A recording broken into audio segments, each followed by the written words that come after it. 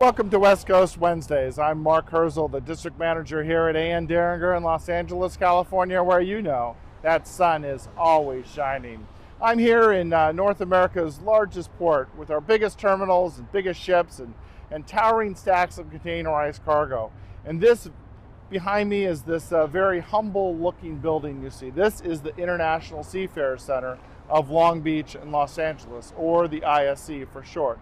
It's a California nonprofit corporation organized to provide and maintain facilities and services for the recreational, personal, and cultural needs of merchant seamen calling the San Pedro Bay, without regards to age or sex or race, color, religion, ancestry, or national origin. In all honesty, it could use a fresh coat of paint on the outside, and the kitchen and restrooms need some updating, and there are some unfulfilled plans for a bunkhouse to get the occasional overnight snoring sailors off the well-worn couches. Although it does have high-speed internet and sits directly across the street from the entrance to the most highly automated terminal in the United States of America, it's probably the lowest tech operation in the entire San Pedro Bay. Yet, without it and the people that it serves, the work of the entire port complex would come to a screeching halt. The ISC is really a place of sanctuary where the crews can take leave of the daily demands and rigors of shipboard life.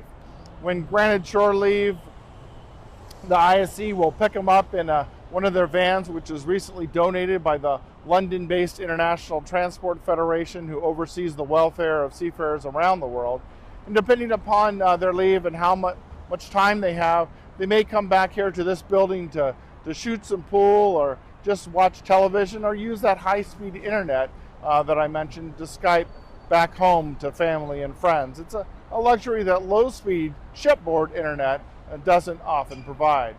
And although there is a limited inventory of sundries available for purchase on site, the ISC also provides rides to local movie theaters and discount retail stores. In short, the ISC is a friend to those who are far, far away from friends and family.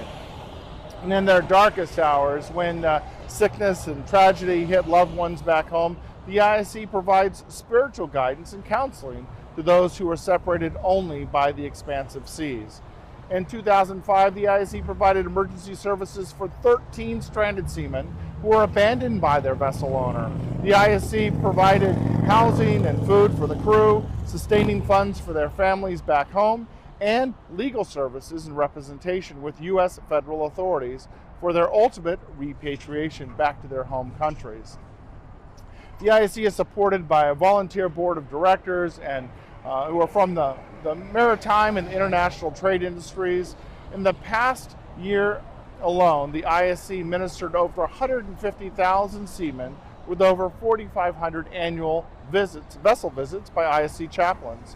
Now, these services are funded by a voluntary tariff of $35 per vessel, but since it's a tariff that's paid for by just over a quarter of those invoiced, the ISC really must rely on the charitable support of others. The ports of Los Angeles and Long Beach have stepped up to provide some annual funding, but the bulk of the operation funding comes from the support of hundreds of port-related businesses like A.N. Derringer. Now, go out there and have yourself a great Wednesday.